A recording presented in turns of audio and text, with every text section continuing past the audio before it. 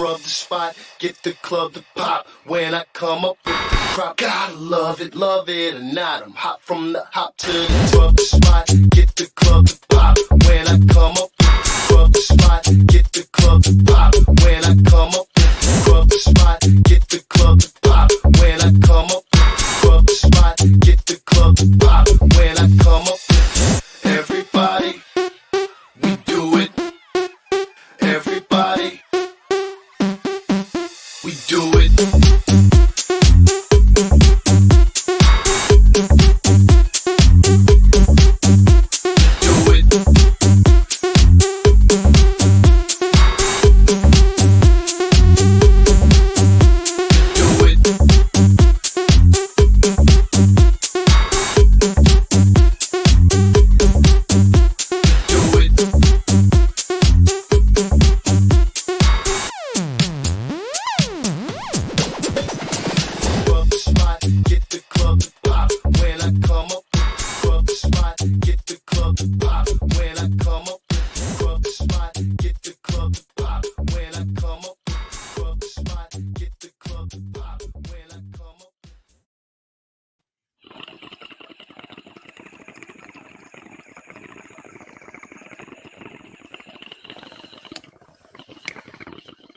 International, you are now tapped into the coolest reptile podcast in the world. Holy shit. I'm your boy MJ. Welcome to another Trap Talk Coffee and Dab session. Canada, I hope you're ready for a good one because I am. Let me just catch my breath. But if this is your first time tapping into the coolest reptile podcast in the world, I hope you're ready. Because it's Saturday. I'm extra energized on Saturdays. I don't know what it is. Ever since a kid, I've always loved weekends. I love Thursday nights, don't get me wrong. Saturdays are extra, you know what I mean? It's early in the morning. I'm up early as fuck, as a lot of you guys know. So let's get moving here, man. I'm excited. Before we get started, you guys know what the deal is for the freshest and bestest rodents delivered to your doorstep. coldbloodedcafe.com, $30 flat rate shipping. Follow them on Instagram and see exactly how they run their business, which is completely legit. And what I mean by that, they send you packaging that's 100% recyclable. And the rodents are professionally packed. It's on a whole nother level when it comes to picking up frozen thawed rodents. And yeah, they are really leading the industry. And that's a fact. So shout out to Steven, shout out to Desiree, Cold Blooded Cafe team. You guys are awesome. Shout out to John and Alex over at Sim Container. If you got an egg, put them inside of a sim box. Perfect humidity, no food seal wrap, none of the extra stuff you have to worry about. Sim Container. If it's a sim, it's a win. You feel me? Also winning in the game is Focus Cube Habitats. The future of enclosures have arrived. Flex in Texas. You know what's good. If you got some arboreal snakes or even fucking monitors or, you know, whatever, dude. Anything that would do good inside of a PVC enclosure. These guys have special custom designs doing shit different from anyone else. And if you go to their Instagram and you go to the website, you'll see exactly what I mean. I will have a room decked out completely full of Focus Cube Habitats. This room I'm sitting in right now. Well, actually, I don't know if it's this specific room because I'm looking to buy a new house, but wherever my new podcast room is going to be. Shout out to Ashley and Steven. Thank you for supporting the trap. You guys are amazing. And then shout out to Jesse, who's living life right now pretty luxuriously in Maui. Freedom Breeder, man. The fucking truth. Stainless steel Freedom Breeder racks made in the United States. If you got a Freedom Breeder rack, you know where it's at. Pat yourself on the back because you know that you are on that professional level of animal breeding. And it's just, dude, they never lose value. The list goes on. Freedom Breeder, the truth. And also the truth. I'm wearing it on my shirt right now, and that's the fucking big dog himself. Miguel Garcia, always evolving pythons, man. Oh, man, I don't know if he broke 100 clutches yet, but I feel like it's on its way, which I know is a personal record for the big dog, who's only been in the game for just shy of 4 years now. I came in about a year after Miguel, and the guy has just, you know, here's one thing, you know, I've always looked up to Miguel because no matter how fast Miguel has been moving up in the game, it's never discouraged me or you know, make me hate on him. That shit fucking makes me want to even go even harder. And that's the kind of person Miguel Garcia is. So if you don't follow Miguel Garcia, go give a follow always evolving pythons. And you'll see exactly what I mean. Very inspiring stuff. And he supports the trap. Always been a supporter since day one. Huge drive. So thank you so much. I appreciate you, Miguel, and shout out to the whole AEP team. And let's see, man. God, I'm so sorry, Phil. I will update this, I swear. But US Arc, guys, never stops. We got to continue to fight for our rights to keep our animals. And if you do not support US Arc, like not maliciously, just because you don't know what it is, it's cool. I left a link in the description below for you. Go down and read up on it and see exactly what it is. Or if you pay attention to the podcast, you hear me talk about US Arc a lot.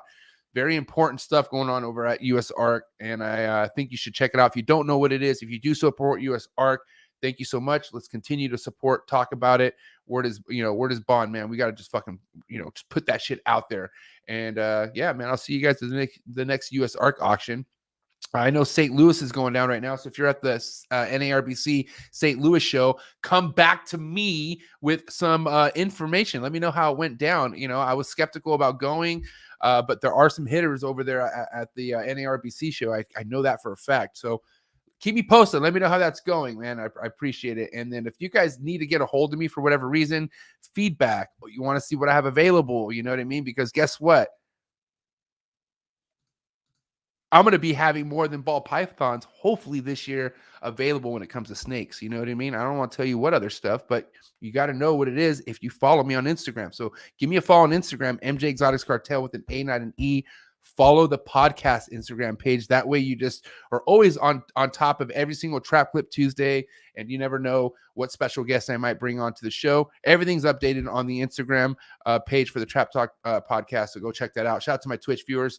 If you out there are looking to support this channel more than a subscription, I appreciate all the subscriptions, but I also appreciate any donations towards the channel, any donations towards US Arc, and all my Patreon family. I got to say, man, my Patreon family means the world to me. Thank you so much for your ongoing support.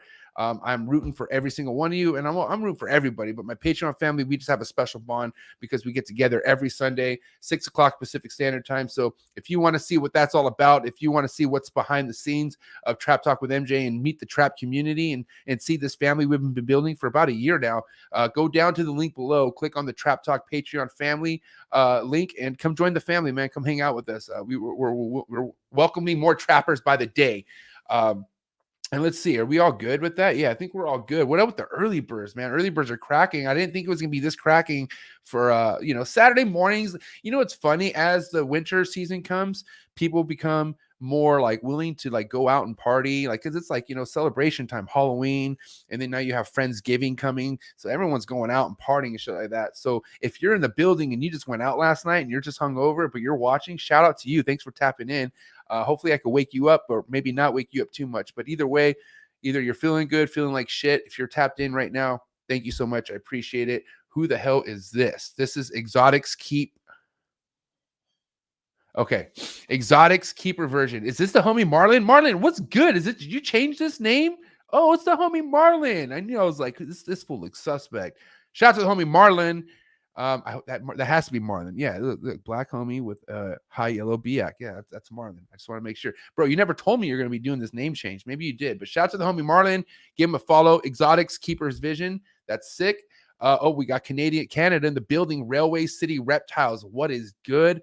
Happy to see a Canadian up on the top of the early bird comments. The homie Adrian Blue just picked up some Trap Productions. They just had their first meal. I know you're feeling good. I don't even give a fuck what species it is. Once you see that snake have its first meal after it comes out of a box, you're happy. You're like, all right, cool. I'm good. I don't have anything that's fucked up, I mean, there's other situations, but we won't get into that. The General, what is good? Please follow Martin Morphs. The General, huge supporter, not only to me, but to anyone he believes in. I could tell you that right now, man. You want General on your side. I could tell you that 100%. Thank you so much for being here. What's up, Jhun? And then we have D's, Balls, and Exotics, the one who's killing the game in ball pythons, Burmese, big snakes, you name it, man. Shout out to homie Dylan. I will be paying a visit to Dylan at some point next year. Not going to tell you when, but we've been talking, and get ready for that, D. It's going to be sick. What up, Shane Henderson? Thanks for tapping in, Shane. Shane's been frequently tapping in with us, and I appreciate the support, Shane. And 21st Century Reptiles, what is good? Thanks for tapping in. Deviant Glass, what is good? How you doing, big homie? You're always fucking supporting the trap. I appreciate you. Rainy Day Reptiles. What's good, man? I know you're always pairing in your area if it's raining. That's for sure. Let's see. Are we done? Let's see. We'll end it on Letka. What up, Letka? How you doing? Yeah, let's do this. All right, I'm done. Oh, wait, hold on. Norway in the building. Chill. And this is serious international celebrity heat right now. This is my boy fucking from Norway who has a sick ass podcast, Valhalla Serpents. Go give this fool a follow on Instagram. OM Reptiles is his boy too. But I have plans for these guys at some point with the podcast. But for now, go give them a follow on Instagram and go listen to their podcast if you know how to, the Norwegian language at all. But either way, figure it out. Put the subtitles because these fools are funny as fuck. And it's all reptile related, man. Shout out to the homie right here, Norway in the building. Okay, last one. Matt Summers, only because this is my travel manager, audio manager. He fucking basically supervised me, make sure I don't get bit by anything crazy anymore on my trips. And yeah, even though you were right there when it happened, Matt. Love you, buddy. Thanks for being here. And we are good. Let's tap into this shit. Because I got my coffee. I just did it. Honestly,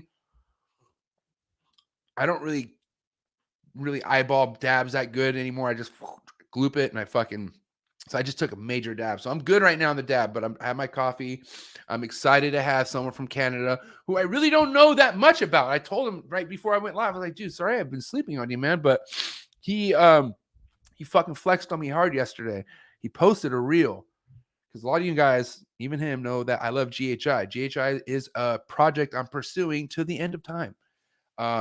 Clown and GHI, definitely something I want to see.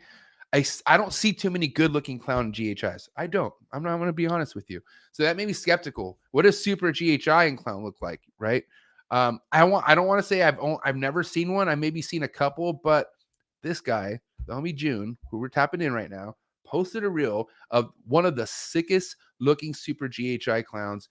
Either way, I can't wait to talk to him about it because he's right now waiting on the other side of things. And here he is tapping in from Canada, my man Jhun from Ballistic Pythons. What is good, player? Hey, bro, how's it going? Happy Saturday.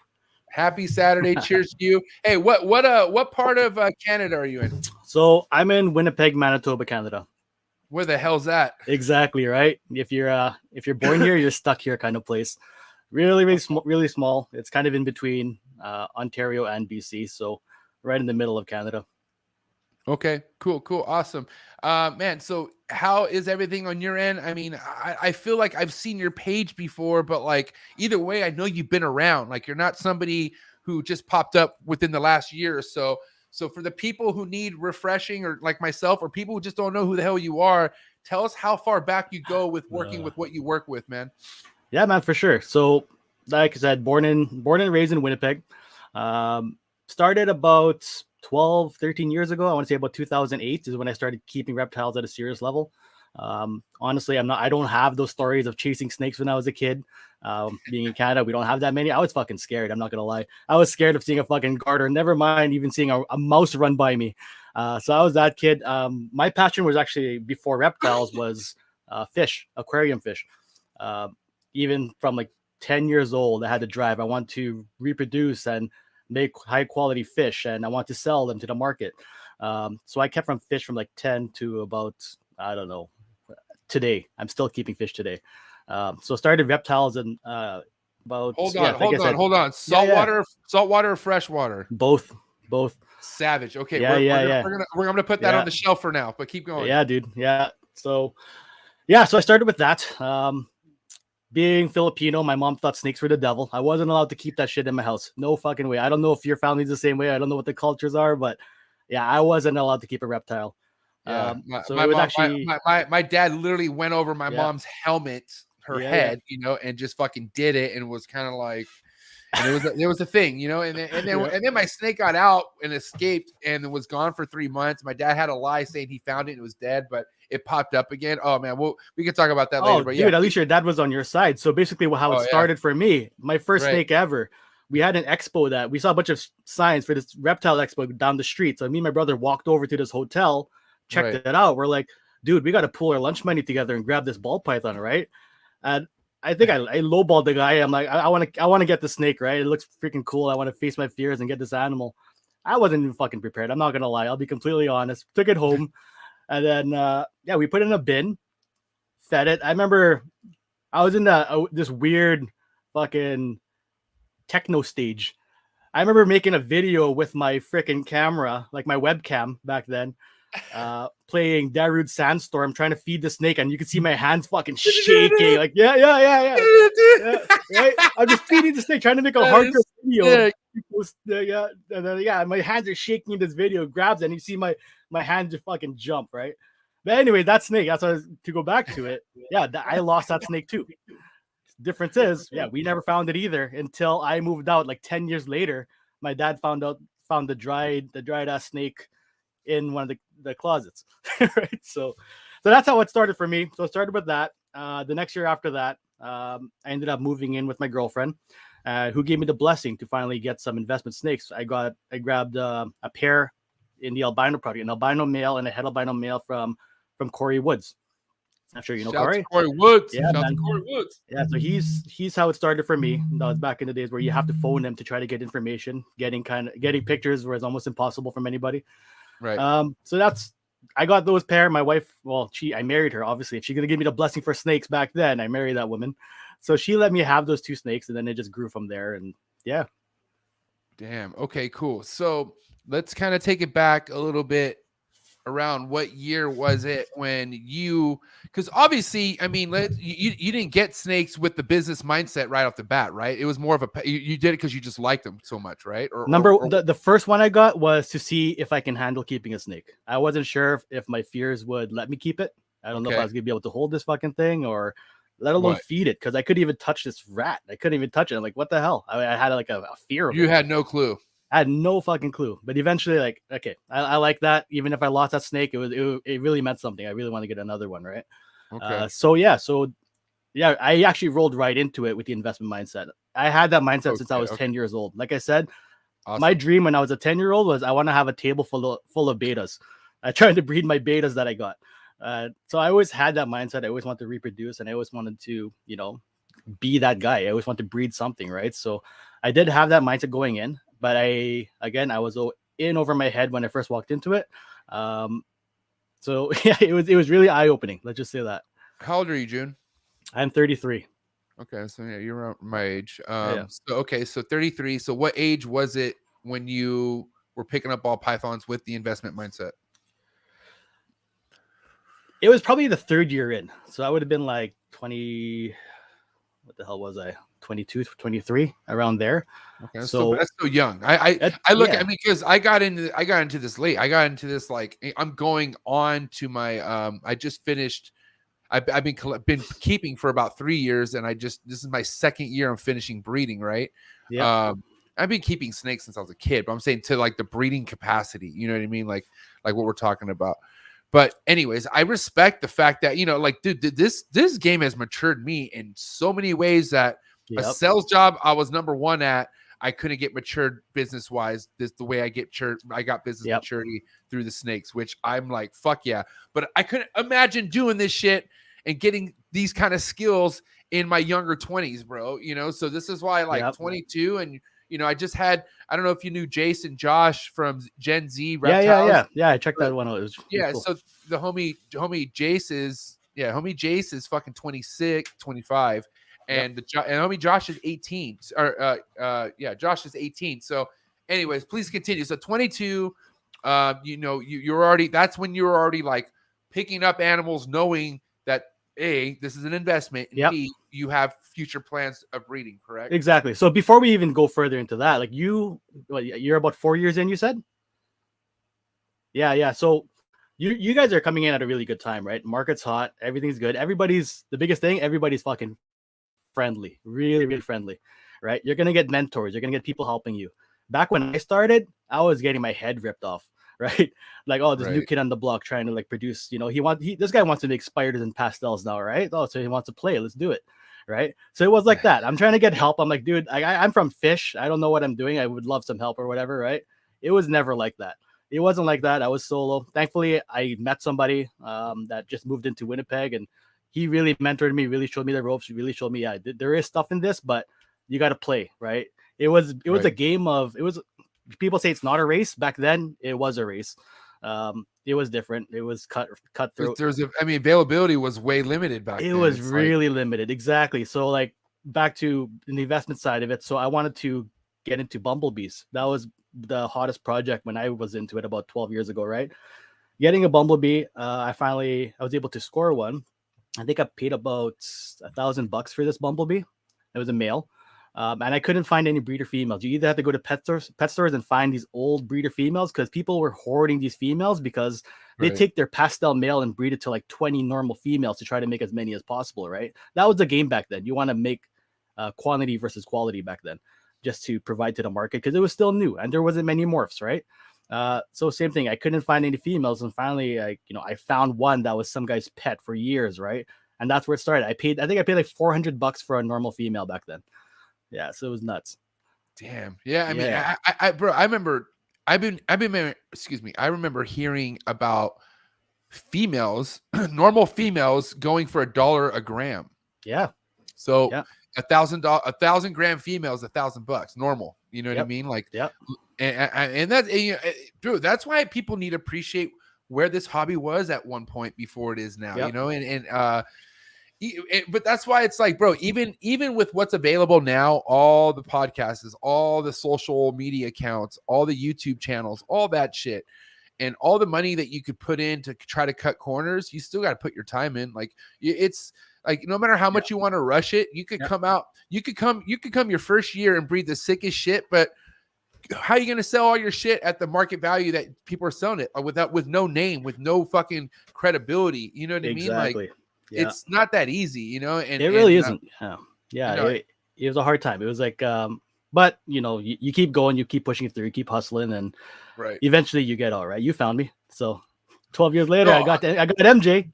No, bro, like I said, you were highly recommended. You didn't come. Check it out. You want to know who recommended you? Somebody that I look up to in this game, and somebody who's killing it as fuck, and that's my boy right here. Oh yeah. Jonathan from Golden Boy Reptiles. What is good player. But he was like kind of the nail in the coffin. I had a couple people recommend you, and then when he recommended you, I was like, all right, I'm just gonna scoot this guy up to this week and see if he's down.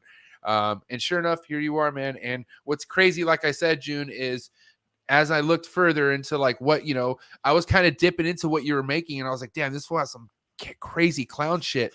I didn't see that super GHI shit until you posted it.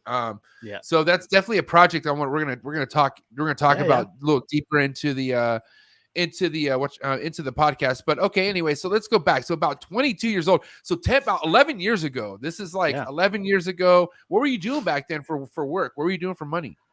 Back then, I was working at a bank. So I hated nice. that. I hated it. I hated dealing with people's money. And then what happened then? Then pretty much, I moved on from the bank. And then I started at Air Canada as a baggage handler, right? Wasn't making a lot of money there as a baggage handler. So obviously the snakes really kept me afloat at that point.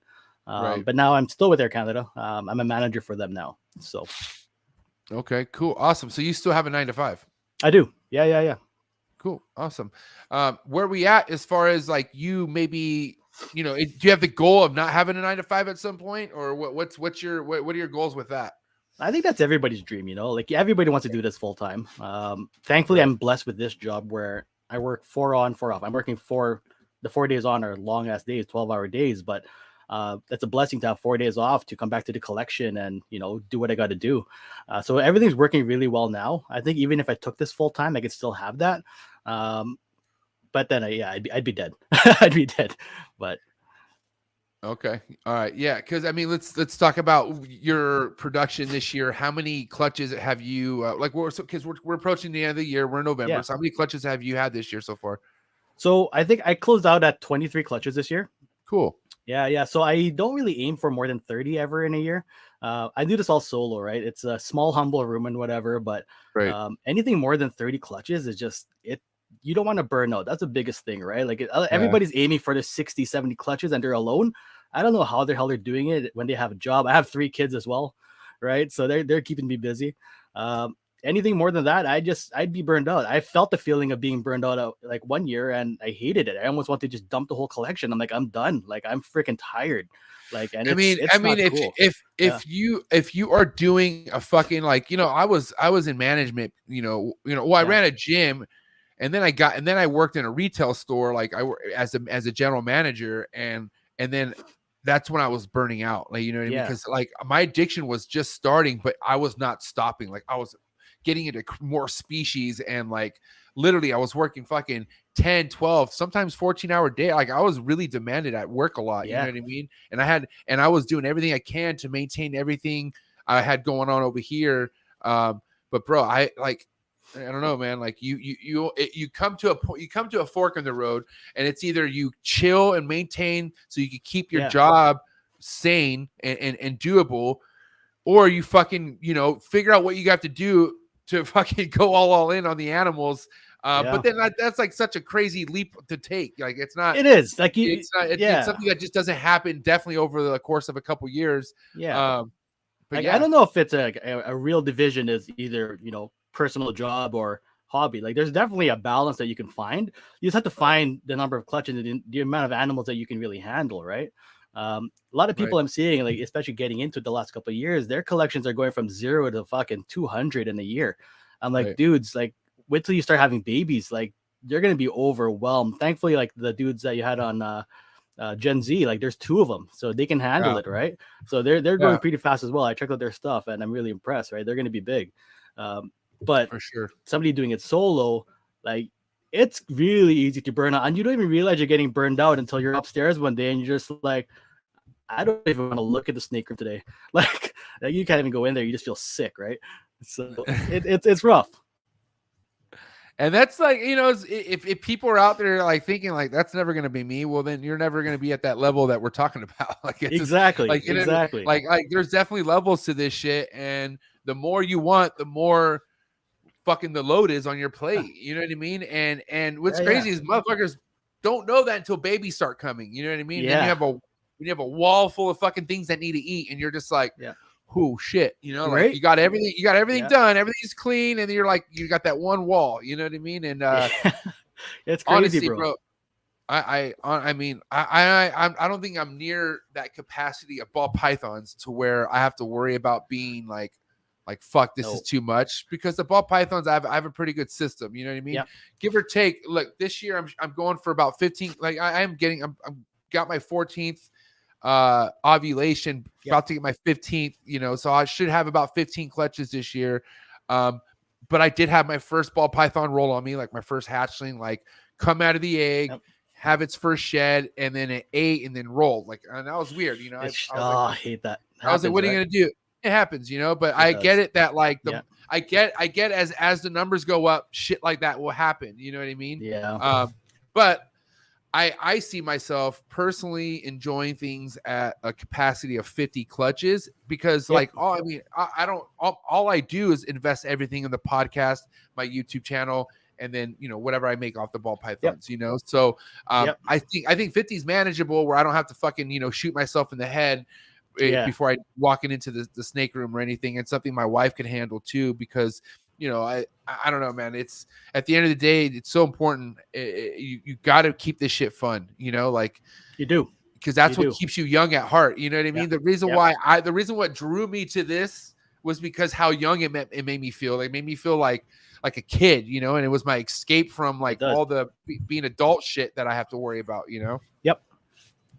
Like you as well. Like, it's not just the ball pythons. You were saying that, I don't have that many ball pythons to get to that burned out level, but we both keep multiple species. I keep a bunch of species as well. I don't know if you rolled through my feed already, but like, I'm from different species of pythons. I got some boas, I have monitors, lychees. So we're working with a lot. I have some chondros as well. I know you're a big chondro guy, so demands pristine quality, right? I feel like an asshole. Well, okay, hold on. Wait, hold on, bro. You post a lot of ball pythons, though, bro. A lot of ball pythons. Bro. This is not my fault. Ball pythons are my heart and passion. That's the biggest thing. Right. That's what makes the world go round, for sure. Ball pythons. Without ball pythons, none of this would be possible.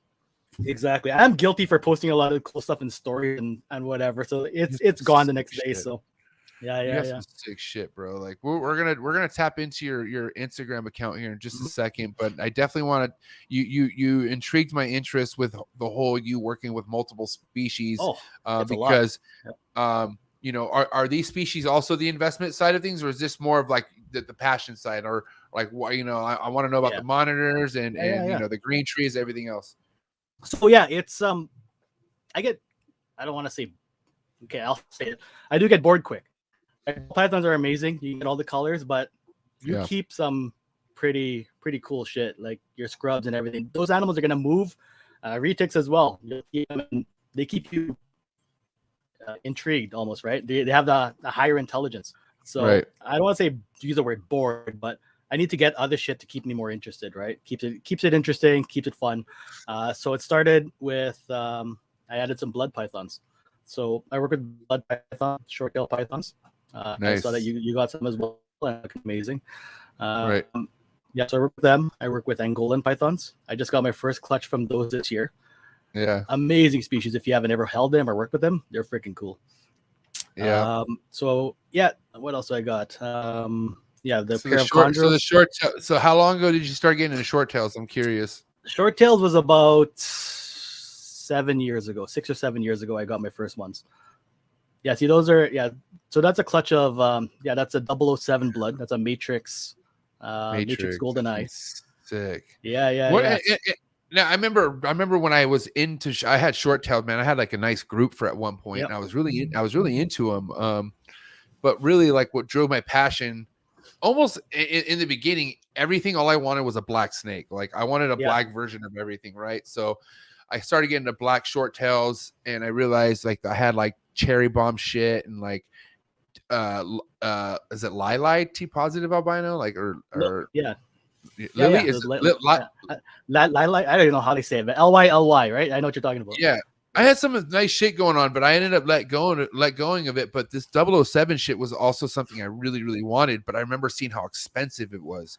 But I'm curious though too, because I had a hard time like getting rid. Like when I decided I didn't want to work with the majority group of the short tails I had, I got really upset that I couldn't sell these things. Like motherfuckers were like I was confused and like they were like, and I just couldn't sell them. And I paid, I think I traded for it, but I traded like a good trade because like I knew like I had some really nice stuff. I'll dig a picture up, send it to you one day of my group that I had. But anyways, I ended up finally finding somebody in the East Coast who like got me, gave me respectfully price for them. But man, it took me like 6 months. Like it was really difficult, you know? So that being said, I was like, dude, I don't think I want to work with these because I feel like they're difficult to sell. So how has it been with you with working with this market? Like, and what is something like this even going through nowadays? When I got into bloods and short tails, I was kind of nervous to get into it. You hear horror stories about their temperaments and how they really are, right? Yeah, they're nippy. These are they're nippy. They can be, especially as babies, right? Thankfully, we're at the point where we're further away from the wild caught bloodline where they're starting to like new generations. They've been pretty good, but yeah, I completely feel exactly what you're saying. It's a harder animal to move because you almost have to convince them like you're going to be completely fine. These are great animals. They're the animals you can keep at the bottom of your ball python racks where it's too cold, right? That's right. Keep mine. Yeah, exactly, man. So Yeah. Because nobody ever uses those bottom levels. Yeah, who's gonna use those levels? Like half the collections I visited, they're all empty. I'm like, put a blood in it. Fuck, like, they do perfect down there. But it's a very niche market for sure. Like you have to find those guys that are really into it. I don't breed a lot of them for that reason. Like I'll do like one pairing a year. I've also made hybrids of those. I know a lot of people are haters on hybrids, but I put a ball python to a short tail as well and made the hybrids. Oh, you mean, are they called angry balls or whatever? Those are the super balls. Yeah. The angry balls are the Angolan ball python hybrid. Oh, right. Okay. Yeah. Super balls. Yeah. Super balls. Yeah. Those are cool. I've seen those be made, and I wonder why how come those haven't blown up, because I think they're so cool, but there's so many people that are against the hybrid shit. There's a lot of people that are against it. You know what, to each their own. I think they're freaking cool though. Yeah. I think they're sick. I mean, I think There's literally a line you could cross before doing shit to a weird level with hybrids, but for the most part, like Python hybrid shit, I feel like it's perfectly fine. You know what I mean? Like, if it's a Python species, like, you know what I mean? For the most part, eggs all come out around the same size, unless we're talking about a Burmese or a tick. You know what I mean? But like it's a touchy subject for a lot of people. Like they don't want to. You have to be really responsible. You have to know who they're going to, right? Especially the angry balls you were talking about. Some of those combos, they look like straight up ball python combos, and you never know when the next kid's gonna say they found a new morph from Africa when really it's an Angolan cross, right? So that's my female Angolan. Yeah. So, and this is, how many clutches have you had of these so far? That's her first. Angolans are the ones that you have to grow slow. Like it takes forever. It does. Like she's 6 years old, right? And that's her first clutch. So you have to about 5 years old is their average to start laying. So it was her first clutch. She had 6 this year, and they're freaking cool. They have beaded scales. They feel like a beaded lizard when you hold them. They're freaking neat. They're different, bro. Like it's like literally like an arm. It's like an armored ball python. They are like, you know, like his ball pythons are like, they're just pussies. You know what I mean? Like there's like, I mean, like you can find, you'll find that rare 1 out of 10 that's like trying to strike at you and like it has that attitude. But for the most part, like if I was a bird or some shit, they're going down. Like even the one that strike, like they got no defense. You know what I mean? Like, you can see it coming from a mile away. Like it's right. It's when you start working with other species, it's like, oh, these are adorable. Now we were talking about how, like, you know, you were breeding out of the wild caught lines of the short tails. These right here could fuck shit up. I've seen it. So like how are all the temperaments on these as far as, like, you know, from the adults, like how they are now to like even from when they're hatchlings? They're cage aggressive, right? Okay. It's like green trees. Yeah. So they act like they actually almost act like the carpets and green trees, right? Once you get them out, they're completely fine. Do they perch at all? Have you ever put like a perch for them or see what they climb? I haven't. I should give that a shot. I don't think. Well, they're more of a terrestrial species, but I'm sure they would. Like they don't ball up like a ball does at all. Like when you grab them, they're cruising, right?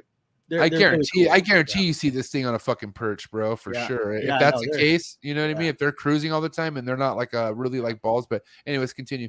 Yeah, no, I love those guys. Like they're probably one of my favorite species that I work with. You know, it's just it's like people call them the advanced ball python.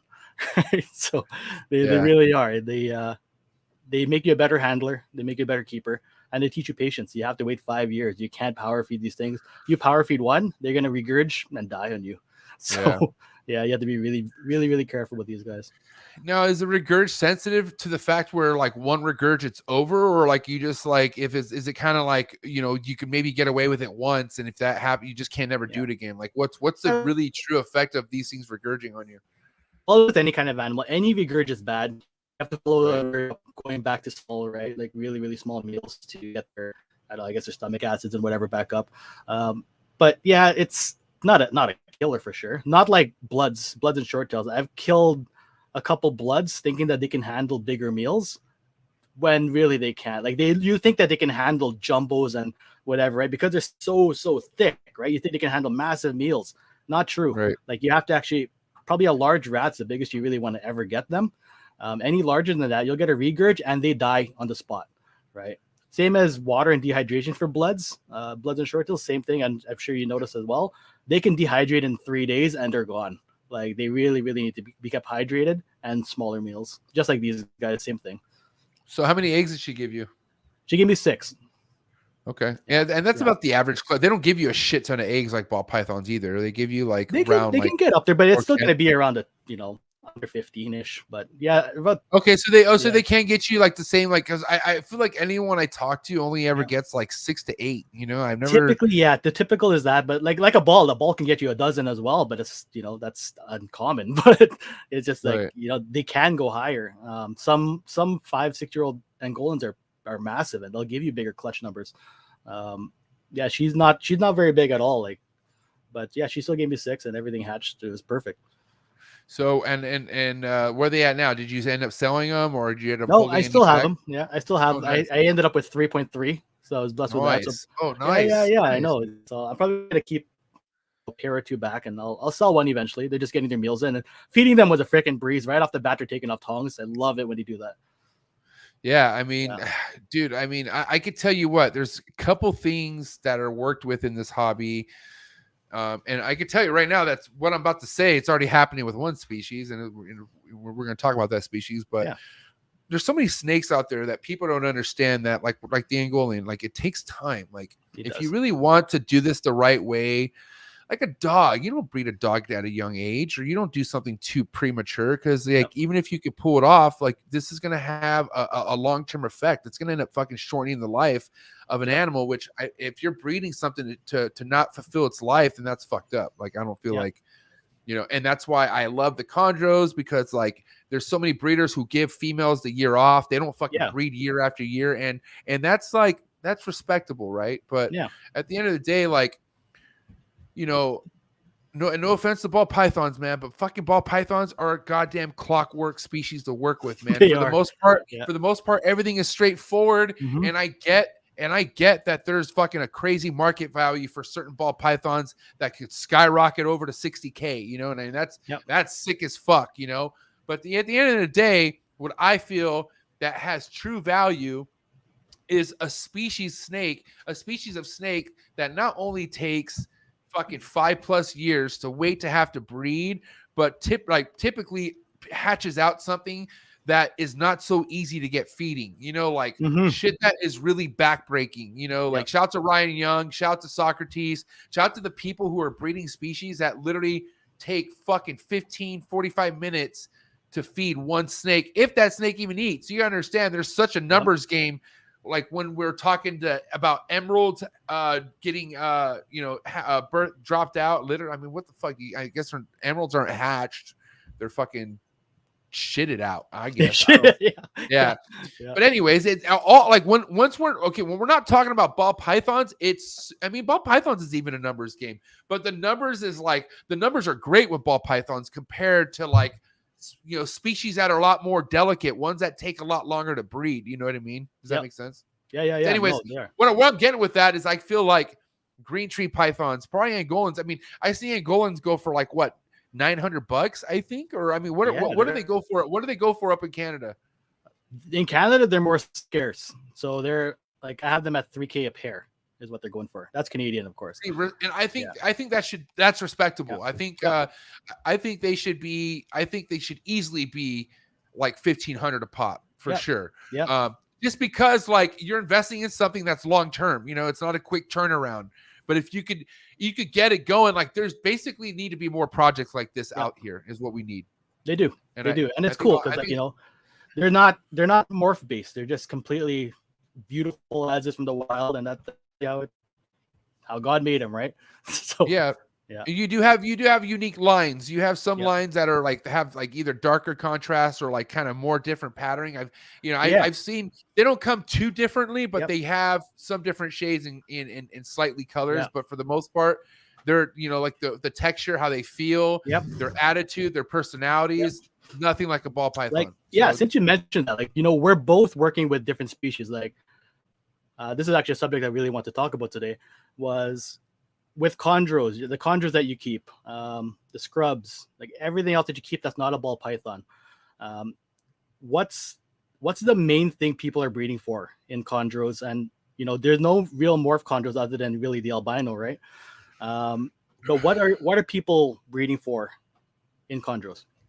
I mean, you have two different two different sides of things, right? You have the locality breeding, and then you have the locality breeding, people who are like all about like putting Arus to Arus, Sarong to Sarongs, BX to BX. And then you have people like the Marshall Mendez and the Socrateses who and the Bill Stiegels who are just fucking solely visual breeders. Like they just want to get the sickest looking, well-documented designer snake and put it to the next fucking documented designer snake. The best of the best is to that side, right? So and it's crazy. So now tell me about your short tail that you picked, Elijah. Why did you grab that one versus the one that you get neighbor? So you kind of broke up. So you say that again about the short tail? Your black short tail that you grabbed. Like you grabbed one off Elijah, right? Yeah, the female. Mm-hmm. Yeah. So why did you get that one from him? Oh man, so Elijah is the reason why I want to breed black short tail pythons. He has the blackest ones I've ever seen. And Elijah's just, I've been a big fan of Elijah. Yep. Like I found Elijah on Facebook, and as a lot of you know, I don't like Facebook, but there are reasons why I have a Facebook. People like Elijah. Yep. Dude, check it out. I don't want to take credit, but when he hops onto this podcast, and trust me, it's going to happen at some point. I'm the first one he's going to come on and see. But once he comes on, he's going to tell you who the biggest influence was for him to finally join Instagram. Yes. Me. And he's posted this. So either way, go follow Juggernaut right now, please, on Instagram. But anyways, man, like dude, this guy, I was like anacondas, I was like short tails, bloods, all pythons. Like he was kind of my influence. While I'm like, dude, I should be all over the place. Like I don't need to fucking. I mean, like not all over the place, because bro, I got out of hand for a second. But there are things that you know that you're good at. You know what I mean? And just because it's more than 1, 2, or 3, possibly 4 things doesn't mean you shouldn't do them. You should just learn how to maintain it all. And I learned it, you know. I mean, give or take, there's probably a couple things at some point in the next 5 years I will have to eliminate a species or 2. You know what I mean? Just because like everything I am breeding, I'm holding back. Like like the chondros, the emeralds. People constantly hit me up asking me, hey, are you ever going to sell whenever you breed? Which I don't even know if that's ever going to happen again. If it does, no, I'm not ever putting out on the market that I could think of. Like, just because it's not, I'm not like, I don't have 5, 6, 7 chondro pairings going a year. Like, I don't want that. Like, no, I'm trying to just go for 1 clutch a year. Like, that's all I want. Just 1 clutch. And you want to pretty much pair the best of the best looking animals, right? And it's, especially when it's small and limited, the best. Yeah, so, I'm speaking like a hypocrite right now, because I'm in this room and I have 5 chondros paired. Hey, but chondro different though. You might not get 5 clutches, right? I got nothing this year. I got 0 this year. I had a sarong. So I had a sarong that I was like, for sure, I thought she was gonna go, because the male was locking. She was looking big. She went hormonal. Like she got really blue. And she just never turned out, like she never ovulated. So I was like, God damn it. But because of that, I never paired anything else. I was just like, all right, this looks like it's going to go. So this year I have so many females, bro. I have a lot of females, and, you know, 10 of them are adults ready to breed, you know? Yeah. So I was like, dude, I don't know, man. We had a really big cold front. And one of them, I got this one monocory who I sold to a friend who literally lives right up the hill from me, and he got her to breed last year. And this year he just had another kid, and he has to like downsize a bit. Long story short, I got the snake back, and she's been eating good all year, and she just went off food all of a sudden. And so I paired her up, and sure enough, she's getting locked like a motherfucker right now. So nice, dude. Yeah, we'll see what happens. We'll see what happens with that. But yeah, go ahead. Yeah. So back on like where I was trying to get at. So you bought that shirt from Elijah. You knew the parents were dark. Elijah's really, really good at what he does, especially on the line breeding part of things, right? Line breeding and you know, basically, if there's no real morphs in the species, that's all you can really do. You make the best of the best, right? So that's something that I've really been doing in all my ball python projects. Is why aren't we looking at line breeding and, you know, and breeding the best of traits to have them pass on? Why aren't we doing that more in ball pythons? You know, like, well, because it's ball pythons is a money game. It's like ball pythons is already diminished for any kind of like, line breeding. Like, motherfucker, it's all about what's coming out next with the next starburst color. Like it's in respect to that. Like, bro, the reason why the ball python game is carrying this entire hobby is because of the money it's bringing in. Like, it is what it is. These US ARC auctions that are fucking blowing 20, 30, 40K. Fuck, are you kidding me? You think that came from corn snake sales? Like no, dude. Like, this is ball python money. Like, this shit is blowing through the roof. You know what I mean? So and I feel like there's nothing wrong with the ball python at this point. Just leave it, like, dude. Let people become, because I can tell you what, bro, the whole morph thing is never gonna stop. Like, there's no end game, there's no end point to what people can make with ball pythons. So, but in the argument of that, when you have 100 people chasing the same project, how do you stand out? You know, rather than at quality. Exactly. Why do people buy from Canova? Oh, that's so weird. Because you could say no, it's Canova, bro. You could show, Yeah. you could show me Yeah. a snake, and I'd be Yeah. like, that came from Justin. You know Exactly. what I mean? Yeah. And I'm talking about like not just a normal. I'm talking about like Yep. show me a fucking clown. Like show me any Yep. clown combo, and I'd be like, Yeah. that for sure came from Justin. You know what I Yeah. mean? So Almost there's even heads. No, like there's honestly, even when you look at different morphs, like back then, like when I started, let's go back to when I first started 12 years ago, right? Yeah. There wasn't many morphs. There was pastels, spiders, albinos, and whatever. Pastels were freaking hot when I walked into it. The thing is, there was about, I want to say 5 or 6 lines of pastels. I don't know if you ever heard the, Graziani pastel, lemon pastel. You probably heard of lemon from Nerd. There were different lines of pastels that showed different traits. Graziani had higher blushing, lemons were super, super bright, and people were choosing to pay more to work with these animals. Even Marcus Jane, Mark Mandic, he was invested in the Graziani pastels, and he even nicknamed his super that he made a super duper pastel. It was freaking hilarious, but his were a super duper pastel. Super duper pastel is what Mark Mandic called his, and you could tell his super pastels versus the rest. I know, I know, but there was a big difference there. And for some reason, in the last 10 years, that all the line names just disappeared. But I noticed they're starting to come back. You probably heard of Barnhart line black pastels, LSR fires. All these names are starting to come back, and people are starting to breed. Okay, my fires look way better than that dude's fires. My black pastels are 10 times better. And now people are really, really wanting to work with those lines to get them into their projects. And I'm finding in my collection as well, let's hold back the stuff that looks cool. I'm trying to find the projects from when I first started in recessive, such as the clowns. So I brought back like carnival clowns, mosaic clowns. There's there's a bunch of them that were line bred back in the day for certain traits. And really those traits, like anything reproduced, like green tree pythons and whatever, those traits are going to pass on, right? High blues and green trees, those pass on. Those are line bred traits that people want to improve and make better and better to make an eventual pure blue animal, right? But with ball pythons, for some reason it just got completely lost and completely ignored. I think it could come back because you and I work with other species. We know it's a proven thing where line breeding is a really, really strong suit to make the best animals out there. Short tails, line breeding are for the true nerds. Like they're I'm a fucking nerd. And I hope that grows. But the whole like big wave of things are just like not to say that snake people weren't cool, but like there's a lot more of younger youth, like more hip fucking wave of people coming into this shit, and a lot of them just want the money, bro. Like it is what it is. Like they see it's fun.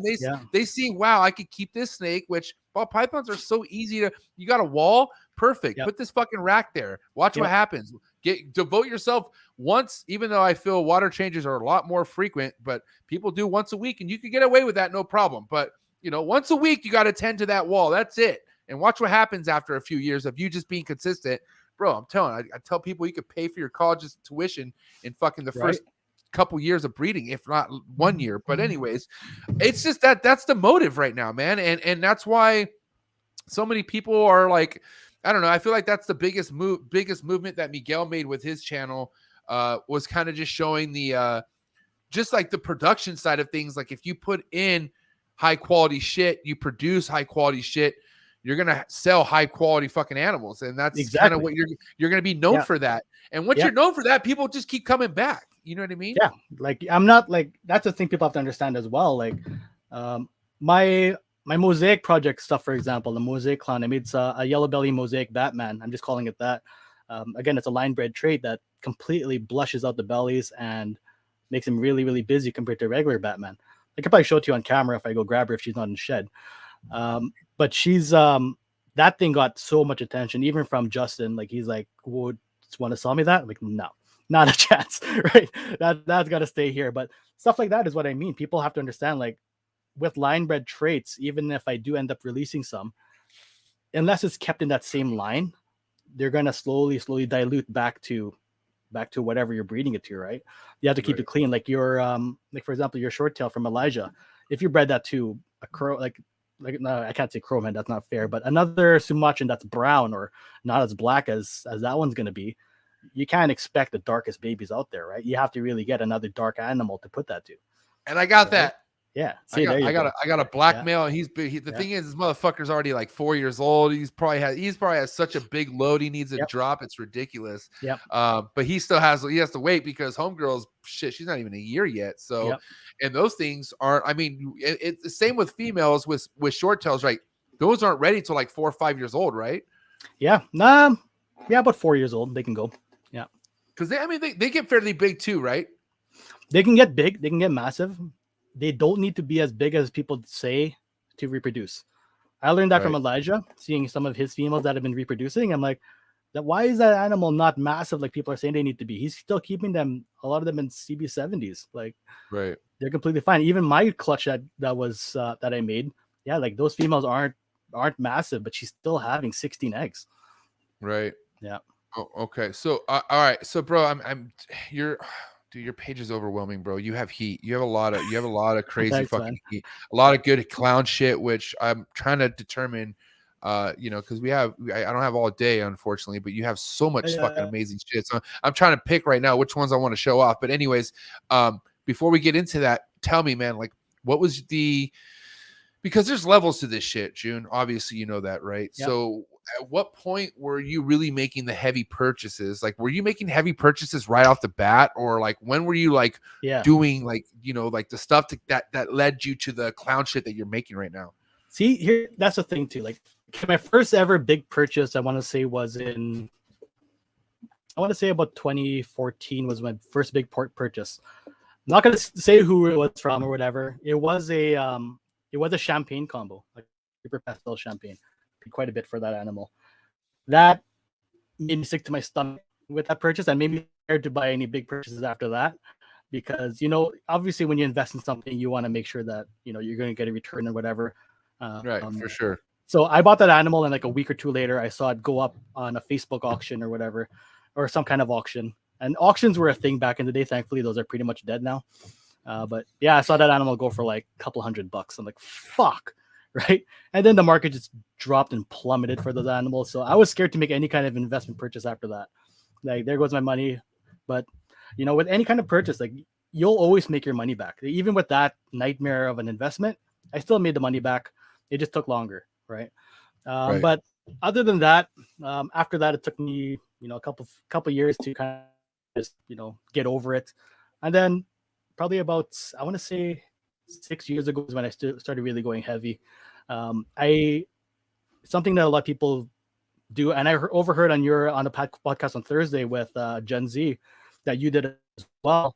You started collecting shit that didn't make sense. I did the exact same thing. I did the same thing. I looked at my collection. I'm like, what the hell am I doing? Right?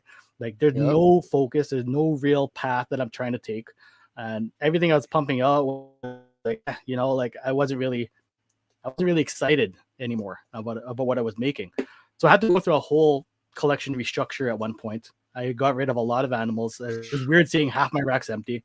So then I started collecting serious animals that would make sense for my projects. So a lot of people want to get like, the highest, like, you don't always have to spend, like, I definitely, it's great to spending $5,000 on an animal. Amazing. Like, you're always going to do well. It's a cookie cutter. Like you said, ball pythons are almost like a cookie cutter project. You have two high value animals, put them together. You're going to be completely fine. Everything's going to be completely fine. But now I'm just talking to those starting out that can't, right? That can't get the $5,000 animals. There's always powers. That's right. I started that way as well. I would pick up, some really in-demand projects, like, back then, that were just the het forms. And I'd hold back like, 5, 6, 7 clown females or pied females or whatever, and just rotate my het males until I held back everything I needed to in visual, and eventually just replace your het with all visuals, right? So that's how you build a collection. If you can't drop it all, drop your 100K like a lot of people are doing now, is obviously hets are still there. There's still a way to get it done. It just takes longer. I'm so speechless right now, bro. I don't even know how to. I don't even act on this. Like, this thing is. I mean, I know we're kind of skipping things here, but yeah. There she is, dude. What the fuck, bro? This is my dream right here. I mean, obviously now it's going to be different because you Yep. did it, but like, dude, She was the this first is one what in the world. this is before, because Yeah. I don't know if you listened before we went live. I was like, I Mhm. really wanted to go GHI clown project, but I kept seeing GHI clowns that just weren't smacking. Like they were just kind of like, oh man, like I don't know, like there were just Right? something like, but what you have going on with that grayish silver hueing on the very side Yeah. of the insides of the scales, Yeah. with the loudness of the sides, bro. And because this is a super form, obviously, this is a super GHI, right? Yep. Super GHI clown.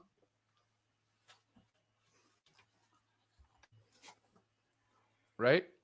Yep. Super GHI clown. Oh shit, there she is. Hold on. Sorry, hold on. Wait. There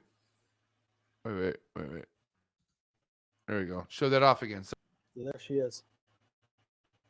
So like this thing's really, really cool because it almost changes in color. It's And now it's a stuck. Krypton. Hold on, it's stuck. The camera's stuck. Hold on 1 second. There we go. All right, cool. You're Yeah. Working? Yeah, so that's the Super GHI clown. Like I said, this snake almost changes color daily. It lightens up, it darkens up. Some days it's like pitch, like really, really dark. The head's like dark, almost black. Today it's lighter. Aging really, really nice. But even like the side patterns, the blushing, it's freaking cool.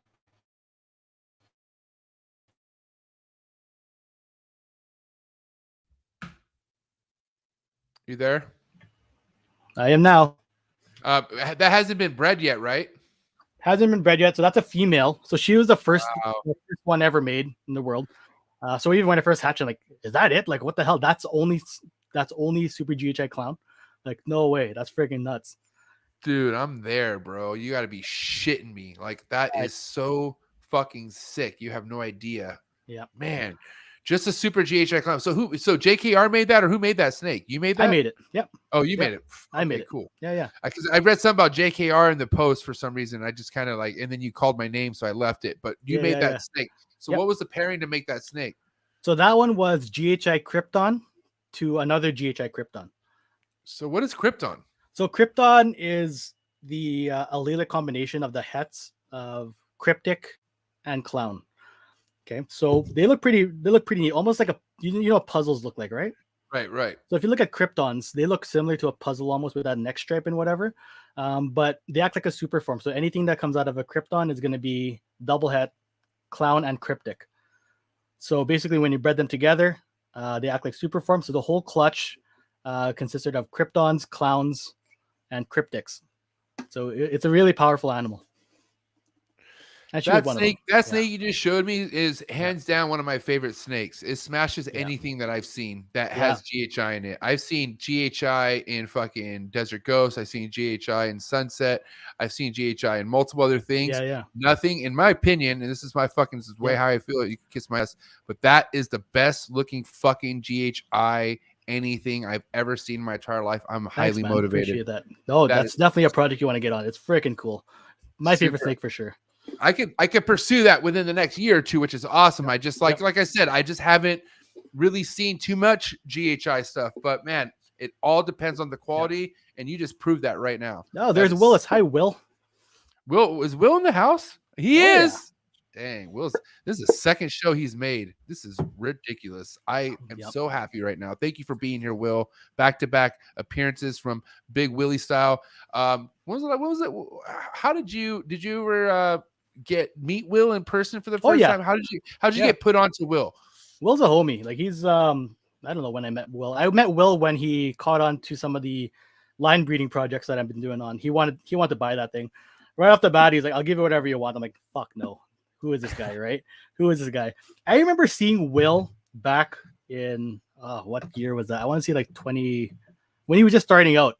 I'm like, what's this guy doing? Like, he keeps working with this desert ghost. Doesn't he know that's fucking like lethal? And like, this guy's not breeding it. Like, he's putting, desert ghosts and puzzles. He's not even making them. Like, what's he doing? He's just making normals, right? And this is when we're all of us are on the Kodam train trying to make queen bees and super pastel combos or whatever. And Will's just like fucking 10 years ahead of us, had no idea. Light right? years. Light years ahead of us, building his fucking army. And I'm like, okay. So then, yeah, it was like, it was after that. I think it was like, I'm not even going to lie. It's not until recently that I'm like, fuck, I should have been listening to Willis all this fucking time. He's been trying to, talk me into it for so long. That's probably my biggest learning experience that I failed to learn. And the biggest regret was not listening to Will 5-6 years ago. Like, yeah, my culture would be completely different if I just fucking listened to him. I think the first time I ever talked to Will, I knew I should listen to this guy all the time. I was like, this guy is somebody who has, basically has the recipe to whatever it is that you're trying to accomplish that relates to breeding and keeping ball pythons. And I always enjoy having Will on the show because there's always something, no matter how many times I talk to Will, you know what I mean? I always learn something new and something heavy. And he always has big things going on over where he's at. So no, he's real, man. He's real. Like, yes, I'll pour my heart out with some posts to him and whatever, and tell him my thoughts and some things and projects, and I'll just get like a fucking emoji back, like what the fuck are you talking about? Like, oh shit, okay, I'll talk to you in a week. I gotta gather myself together here, right? Yeah, like, he's real. He'll tell you if it's a good idea, if it's a bad idea. Not even from a business mindset perspective, it's just as like a personal friend. He'll just tell you, like, shut the fuck up. So I have. what are you doing? I have a friend of mine. He's a homie, dude. And I'm not gonna drop his name because I'm just gonna save him the embarrassment of doing it. But it's Trap Talk. I keep it how it is. But there's a friend of mine who I met at the Reptarium, and he was like, he was excited that we met, and then he met Will that day too, or I think it was the Reptarium, or maybe it was a show, I can't remember, but super excited. He was super excited to meet Will. Like, the guy had good energy and whatnot, but he also had a lot of questions, and he also had a lot of he wanted to tell people what he was working with. You know what I mean? So I guess, I don't know. I'm sure you know the story, but I guess at one point, I don't know where the night took them, but they were in some hotel room smoking, everyone's hanging out smoking, and I guess this guy was talking to Will and poured out his whole fucking project heart, like everything, like, this is what I'm doing. And like, Will just listened to it all. And I guess there was a moment of silence. And Will was like, yeah, man, that's all trash. yeah, that's what I mean. He just kills. He's like, everything. Like, he said, right? Everything, all that's not gonna work. Right? I'm like, fuck. Like, normally you tell some dudes like, oh, this is what's happening, this is what I'm doing, and they're like, oh man, good luck, I believe in you, you can do it or whatever. Oh shit, hold on, can you hear me? You're good. I can still hear you. You can fix your camera. Yeah. Oh, dude. Oh my God. And he was kind of like, oh, is Will like, is he? I'm like, dude, that's Will's gonna. If you really want the guy's time, and you want to fucking talk to him, he's gonna give you the. Especially if you're in a room full of homies, like he had Khalil in the room. There was homies there, like, so Will's not gonna fucking give you no like fake petty fucking. And that's why when I heard that story, I was like, God damn, Will is so hard. I was like, I love Will even more now. Like, right. Anyways, You're very dreamy, Will. You're my boy. That's what I'm talking about. That bro. Dude, honestly, I'm really glad I grew up with people being brutally honest with me. My dad was brutally honest with me. You know what I mean? Like, kind of a little brutal, but like, honesty is your best friend in a lot of ways. You're better to hear how it really sounds other than your mind, because you're going to want to tell yourself anything. Like, I think I talked to Justin Kabelka about like how you ID things. When you ID things, you automatically want to assume or go with what you want it to be. But at the end of the day, after a shed or two, it's probably not, that's not it. You know what I mean? But you just get all excited and shit. Webcam. You there? Get in there. Okay, cool. Are we good? Anyways. Yeah. So anyways, I mean, dude, the truth will set you free, man. That's just how it is. And yeah, that shit was hilarious. Yeah. I wish I was there. I would have just been on the floor rolling because literally, like, this is the story coming from my boy who he was talking to, and he told me there was a moment of silence, and you could tell, like, probably, I could just see Will staring at the floor, like, processing everything, just like, and then like, boom, there's my RCR response. No, Will's hilarious, man. Oh shit, hold on one second. Yeah. My my green tree monitor cage open. That's not good. Uh-oh. I'm good. No, they're there. I see them. But yeah, man, I gotta say, bro, Canada is not fucking around, and the fact that I have you on the show talking about, because I could tell you the one thing about Canada, a lot of them are just primarily ball python keepers, and I respect that. They work with some fucking awesome ball pythons, but here I have somebody who's on the diverse game, and I love it. You know what I mean? Yeah, you have to be like it. No, go ahead. It keeps your engines going, bro. It really does. It really does. So like right now, I'm really getting into like the GT Lichianis. Those are freaking cool. They get massive. So I'm getting into Lichianis geckos, Chihuahua geckos. I just grabbed a pair of monitors as well. They're Kimberly Rocks. Yeah. Hold on, Jhun. What is this guy talking about right now, bro? Mosaic. You have Mosaic blood in your. You have a chondro that's for. Yeah. You from Pedro? That's not no. Those ones, the Mosaic. That's one of the clown lines I was talking about. Oh, I was like, what the fuck? Yeah. I was like, Hold you on. gotta be kidding me. I'll What see does if this it's in guy shed. have? I'll be right back. Okay, I want to know about this. The Mosaic is also a chondro line bred in Portugal from one of the best chondro breeders in the game. Top 5 for sure. Shout out to Pedro. The chondro connection. Dude, I thought that's what you meant. I was going to be like, dude, this guy's fucking unreal. I mean, he's still unreal, but fuck. That thing is gold to have. All right, so what do we got going on right here, Jhun? So the yellow belly Batmans that are normally pretty clean, but so that's from the Mosaic line of clowns. Okay, that is ridiculous. Crazy sides, crazy blood. So that's a Mosaic line clown. It's just a yellow belly Batman. Oh, there you go. Yeah, it's really, really neat. Super yellow, super blushed. Exactly what I was going for. Damn, bro, that thing is killer. So, right. Since we're talking about it, what's the deal with the Mosaic line? Like, who did it come from and all that stuff? So this line originated, I want to say, back in 2008. Before I even got into it, I think it originated in Canada, kind of from the carnival clowns, like on that same era. I don't know if you ever heard of those either, but they have more white blushing on the side, and they really their patterns just explode, as seen by this. Like, that's not a typical yellow belly Batman. It almost looks like a confusion combo or something that we've never really seen before. That's different, bro. Right? So yeah, so that's exactly what we're trying to really concentrate on, is all these lines, not even named lines, just really focusing on certain traits of every animal that we have. I don't have many animals in this room. Like, I have 2 adult racks. So when space is limited, you really got to focus on higher quality and really standing out.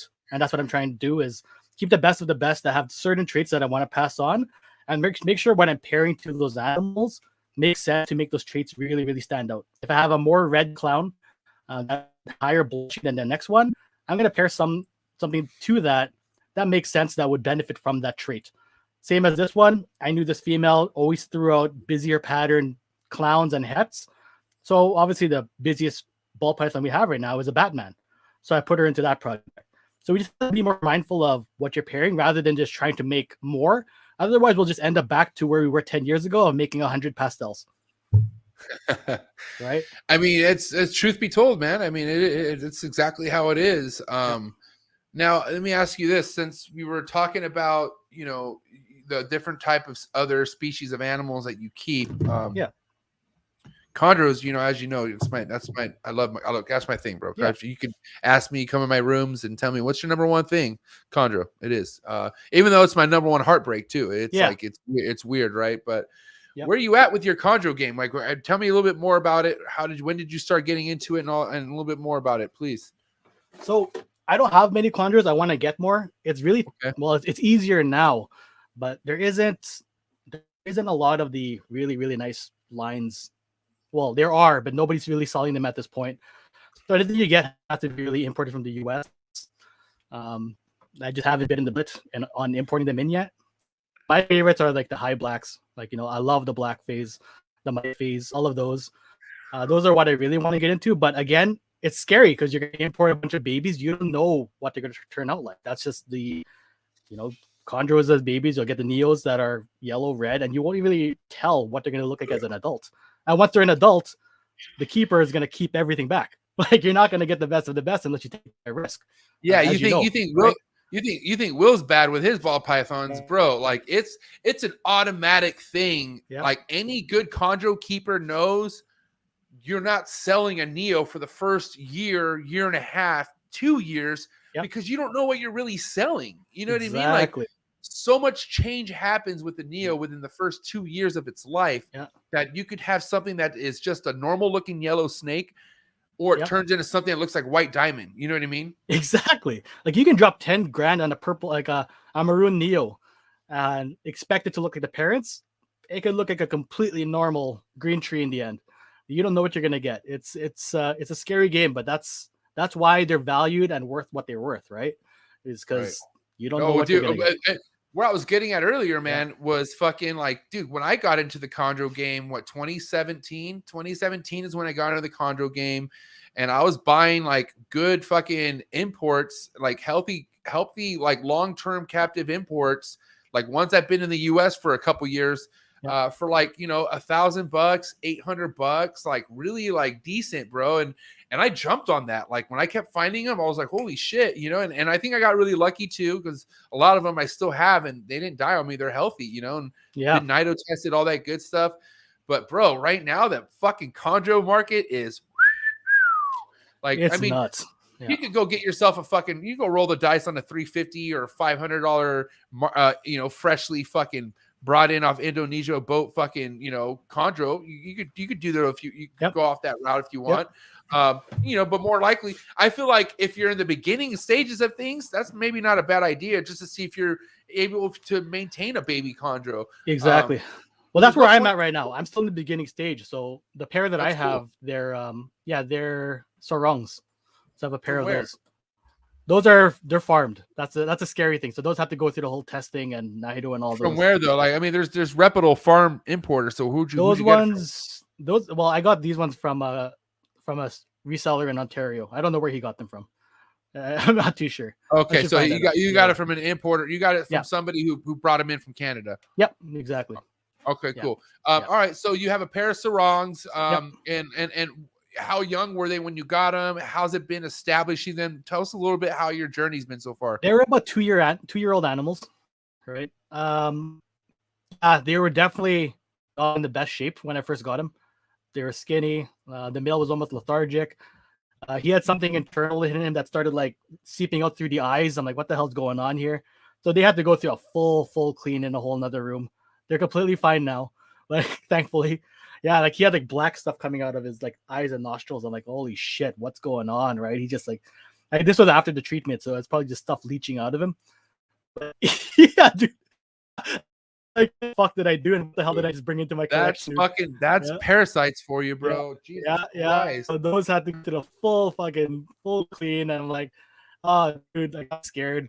I was scared, but yeah, no, it ended up working out. So they're clean, they're good, they're staying. We'll see what happens in a few years.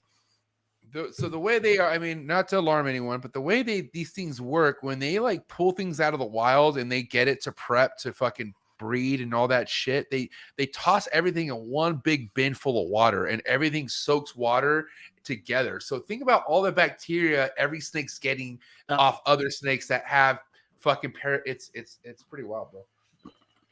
Yeah, just like these two animals had a lot of they have a lot of blue on them, and that's what really, you know, drove me towards getting them.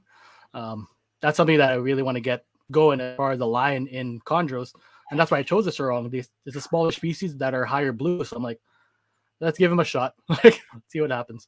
So I personally like visual breed. I want to breed something sick looking, but to me, one of my favorite localities is a sarong. So I do have a couple locality pairings going. Like I have a pure Biak to Biak. Shout out to Patrick Holmes, that's for you.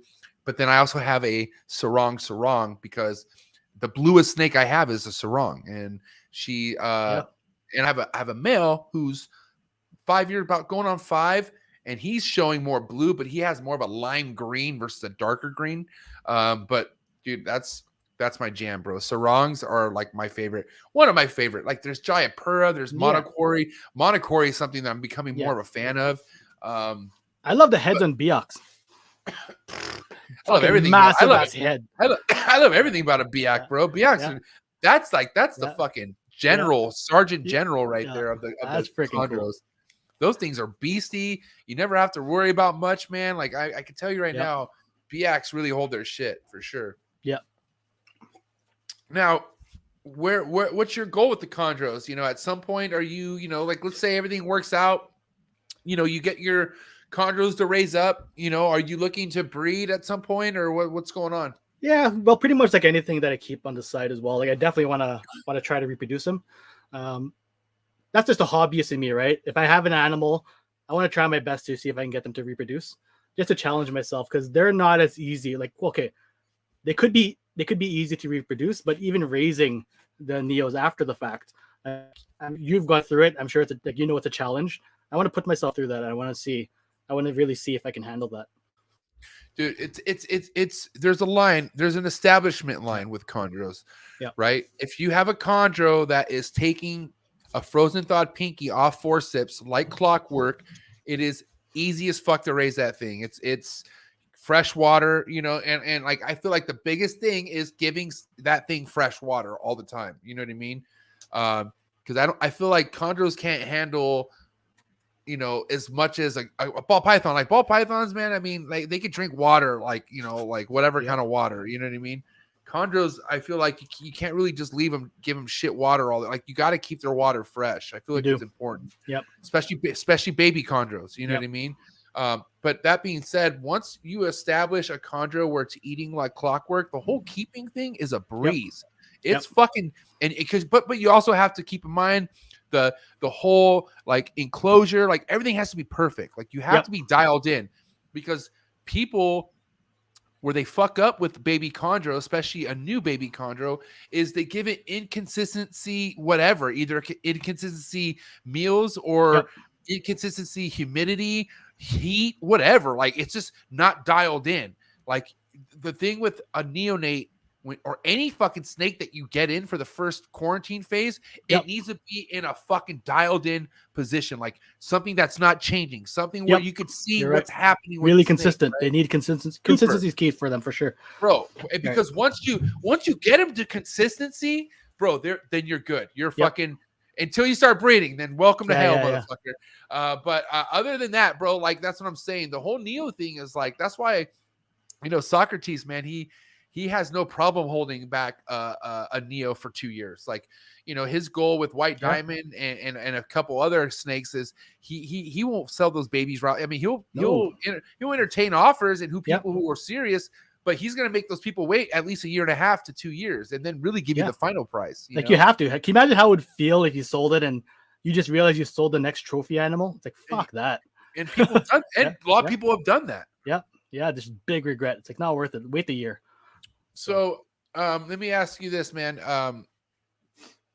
What else are you doing other than like Instagram to push your brand? Like, are you invested anywhere else? I mean, do you have a YouTube channel, like, or you, what else do you got moving right now to push ballistic pythons out there? Well, basically, I started on Facebook, like everybody. Facebook's gone to shits for the most part. I've been really trying to keep my statuses up to date on Facebook, but I don't know. Full of fucking narcs on Facebook, so I haven't really been active on there as much. But Instagram. But I do have a YouTube channel as well. I've been doing YouTube videos for the last not very long, maybe about 2 years. Nice. I've been doing it for a while. It takes a lot of time, man. It's a lot of effort to get a YouTube video up, and then after you get over the awkwardness of talking to yourself for an hour, right? So I've been slacking on that, but I'm trying to really get back to YouTube.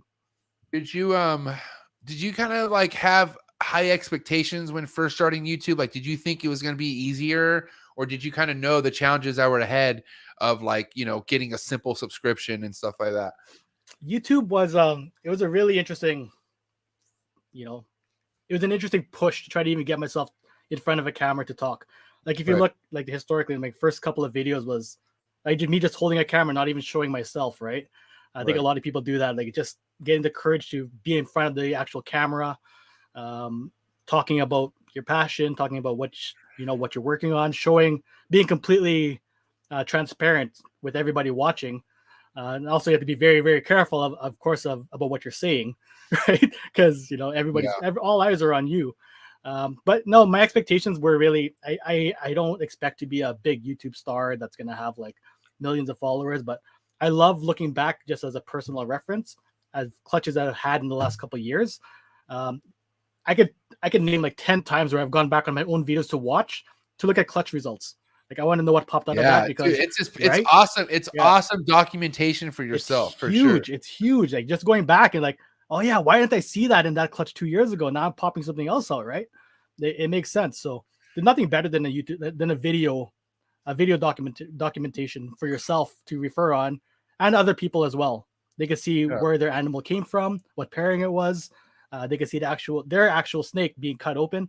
But yeah, it's a really cool experience just to be in that world, to refer back on and people to reference.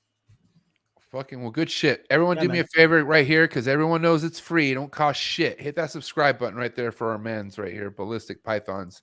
And yeah, keep pushing the YouTube, man. I love it, because for somebody, you gotta understand, there's so many people out there who have heat like you, but then all they do is just post on Instagram, and they don't want to like, and a lot of them are busy. A lot of them fucking have crazy jobs, and they're trying to do what they can, and I understand that, but you're doing the most, which is awesome. That's why I love the fact that you're not limiting yourself. You're like, look, if I'm going to do something, I need to use every platform I possibly can. So that's you do. I also do the Reptile Expos locally here and across usually the west coast, like of Canada. I'll do the Alberta shows. Like I've done Red Deer in Alberta. Trying to do more of those. Like it's going to a show as an expo. It's not really, you're not counting on all the sales, right? I'm counting on getting rid of all my business cards. That's really what I'm focusing on.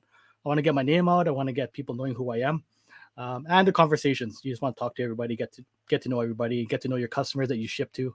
So I do encourage people, like the shows. A lot of people are kind of like, it's not worth it because I'm selling everything on Morph Market. It's not really about the show. It's about hanging with your homies. It's about meeting everybody and getting rid of the business cards, getting your name out, right? So yeah, I don't want to see shows die eventually, because it's great. It's a really good thing. I think what was it, Pomona? I forgot what show it was when I talked to Justin, and he was the first one to tell me, like, I don't really vend to come to sell snakes. Like, it's not about, like, I'm literally just here to talk to people, basically shaking hands and kissing babies. You know what I mean? Like, that's just, and that's the experience you're leaving with people when they go to a show and they finally put what you're putting out on YouTube, what you're putting out on Instagram to a face. You know what I mean? And it's like, man, everyone, the guy I've been watching all the damn time, finally here. Fuck, that's so sick. You know what I mean? And that's why I always encourage people to go to shows, man. I hope you could come to a fucking American show. I definitely want to go to a Canada show really bad. I've been trying to get to Tinley for the last little while, but yeah, fuck COVID. But we'll get there. Yeah. Okay, so you said how many clutches? 20 clutches this year? How many clutches did you have? 23. Okay. 23, yeah. So I'm sure you're already looking at 2022 right now. I mean, everyone is, right? So what's your game plan for 2022? And let's talk about, like, as far as like clutches, like what are the amount of clutches you're shooting for, and whatnot, and while you're talking that, I'm gonna take a quick piss. I can hear what you're saying, so just keep talking. Yep, sounds good. So basically, I'm aiming for around that same mark. 30 clutches is where I'm comfortable. 30 clutches is what I'm able to feed, because I breed my own rodents as well. So I want to aim for that mark as well. Typically, I pair about 35 to 36 females to get my numbers. The success rate for pairings has normally been about 75 to 80% for them to go. So that's what I'm aiming for right now. As far as the focus, just keep pushing the project that I'm already pushing, try to make them better. Obviously, a lot of clown and pied project stuff. Clown pieds are really, really what I'm focused on. I want to do a lot more clown pieds. I want to, what's it called? Try to, the lines that I'm working with clowns and pieds as well. I have the golden line pied that I'm working on. I'm not too sure if a lot of these lines that I've been pushing, if there's hidden genes in them. So I want to get rid of that factor as well. That there isn't a gene in them. They just look the way they look because traits are passing through. So I want to get those females going to where it's more of a simple pairing. But I'm talking simple like making a double recessive with them to see what pops out, so that it's easier for me to identify the clutch. For the example, the mosaic thing, it was great. I put the fire yellow belly leopard spot nose head to that mosaic female, but everything was out of this world and too crazy to even identify that I needed something more simple. So with that female, for example, I want to put another recessive female to her, maybe DG or something along those lines, to look at all the normals in the clutch to see what they look like. I want to see if there's a gene that's hidden in this that's making that Batman look the way she looks, or if every baby portrays a certain trait that the mom has, then I'll know for sure, these are just a line. So projects like that are really what I'm trying to focus on, pushing the the brighter, more popular projects, but as well working on the lines and trying to solidify my theories on them. Hell yeah, bro. Yeah, I like it. That's it. Yeah. So let me ask you this. I got a wrap-up question for you before we get into the hot seat questions, okay? Yeah, with everything happening as far as like the amount of different like when I say projects, like Justin, like Canova comes out with like every now and then there's like, damn, what the hell is being dropped now, right? And it seems like never ending, but then in your eyes you say there are certain projects that everyone's chasing that same project, right? Like, yeah. So do you feel like that's going to come to a point where that will affect the ball python market, or do you feel like there will still be enough people doing their own thing to carry the ball python market the way it's been being carried by the top 5 guys doing it right now in the game? So there's always going to be something trending. Typically it's been, like the Batmans, those were a trend for 1 year, and then came the Pompeys. That was the next trend. And then Magma, Right. The difference between those is they were all codoms. Thankfully, the trends now are going to double and triple recessives, right? DG clowns, that's a trend right now. Tri-stripe DGs, DG puzzles. The difference now is the trend is double recessive. So although everybody's jumping on board with like DG head clowns or clown head DGs or whatever you want to pick up, the trend is a trend that has longevity. It's not gonna die, because it's gonna take you 3 to 6 years to even make that double recessive animal, and then we don't have enough double recessives to fill the wants in the hobby. So I don't think it's gonna die. I don't think it's gonna be a real market crash, because basically the projects right now are easily 6-year projects plus. So we're gonna be okay for a long time. I don't think we'll see a crash for a while. I just hope that the people getting into it, investing their 100K, buying ARS and Freedom Beater racks right off the bat, I just hope those group of guys really take care of and respect the hobby enough to not watch it fall and burn, and that they don't burn out themselves, that they understand what's going to happen, and that they understand once you hit those clutches, and then you start seeing the issues of feeders. Like, they haven't really been through that yet either. Is how are you going to feed these 300 babies that you have now, and how are you going to have the time to assist feed the other 20 that don't want to eat for you? And what are you going to do? Have you found a wholesaler yet? Are you going to wholesale these animals, or are you going to keep all 300 until they sell? Do you have the rack space? Do you have the space? Right now, my limitation personally is space. I don't have enough room for racks at this point, so I'm limited to my 30 clutches, and that's where I got to be until I can move into another facility, and then I could look at expanding, and hopefully my son's old enough at that point and I can convince him to try to help me out with this, right? Because at this point he does not want to touch snake shit. He's 10. He's like, no, not happening. I'm like, I'll pay you, man. Just all you gotta do is clean some shit once in a while. I'm like, nope. So he didn't want to do it, but don't worry. As he gets older, he's gonna want more, and then you'll find what it is. You'll find like down the line, okay, that's what it is that you want. You know what I mean? And then I'll throw him the fucking gloves. Okay, get the cleaning, man. Right. This is what it takes, right? Dude, respect to you, Jhun, man. Honestly, your game is thick over there. I gotta say, you got a lot going on, and I respect it. I'm excited to see what you have to show for the future. I could tell you I'm going to have you on definitely for multiple rounds, man. This was Thanks, man. really, really good stuff. Now, that big Canada show, what is it, CRB or what's it called? Or Yep, CRBE. It's on Ontario, CRBE, usually right? around I think it was August. How or far are you September. from that show? I'm there every year. And, So if you're gonna hit it up. Is it once a year or twice a year? Well, Ontario themselves, they have almost monthly or bi-monthly, every 2 month expos. But the big show is once a year. That's the beginning of September typically. September? Yep. Okay. Yep. Like usually first week of September. But yeah, that's a big one. I'm usually there every year. You Okay. gotta stop by. Tight. Yeah. Well, listen, I'm gonna hit you with these hot seat questions. I'm gonna let you enjoy the rest of your Saturday, okay? Hey, bro. All right. I don't know if you know how hot seat questions work. I don't need an explanation. No, dude, I'm a fan. I've been watching you for a long time. Cool. All right. I just just don't just don't JP me right now, please. I'm just, Yeah. my day's about to start, and I got a lot of feeding to do, Yeah. and I just don't have to deal with JP hot seat questions right now. All right, here we go. Hot seat questions for my homie Jhun, Ballistic, Pythons, Canada. Where you at? Here we go. Coming in coming in hot. Frozen Thought or live? Live. A cut or no cut? Cut. Day 52 or day 55? 55. Red Neo or yellow Neo? Ooh, red. Straight bake or no straight bake? No. Okay. Yay imports or boo imports? I'm guilty of it, but no imports. Okay. Yeah. Wow.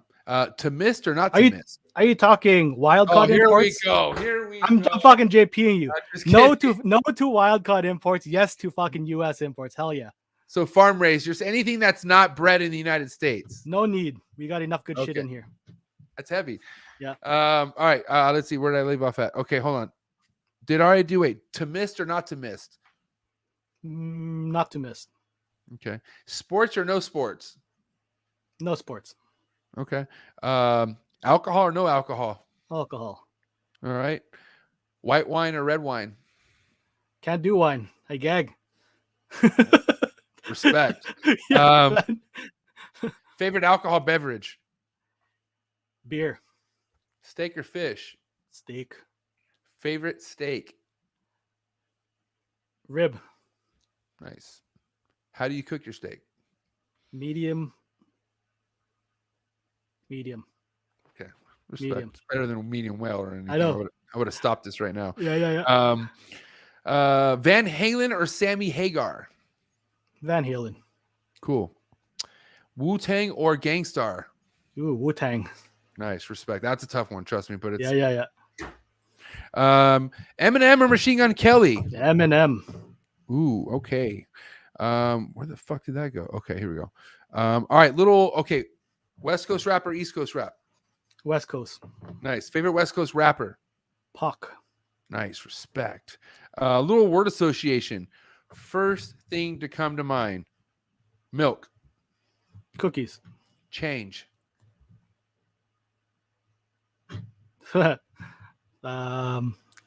Sex. Change. Fucking know how. I don't know. Sex? I'm confused. No, fucking don't ask. Oh my Lord. Okay. Coco. Melon. Shout out to all the new dads. Okay. Stuck Shed. Shitty. YouTube. Hot. Morph Market. Hotter. Incubation. Consistency. Instagram trolls. Fuck 'em. One has to go, and I mean forever. Instagram or Facebook, which one? Facebook. And there you have narcs. it. Fucking narcs. Fucking Jhun, man. I really fuck with your vibe, bro. Thank you so much. I appreciate this hour and a half of heat. Hour and 40 minutes, man. This has been great. I can tell you what, I've not had a popping Saturday episode like this in a long time. We hit up to 70 viewers at one point. So respect to you. Respect to all the likes. Everyone who's tapping in. What do you have to say to everyone who fucks with you? Everyone who referred you to me, all your supporters. What do you got to say to all of them, bro? Well, first off, I just want to thank you. I just want to thank you for bringing me on. It's always a good time, like, getting to talk to everybody, getting to, show my thoughts and, what I do. It's always good that we're all in the same hobby. You all have the same passion. So we'll keep trucking along, and I hope you're all come along for the ride. It's gonna be fun. We'll be here for a long time.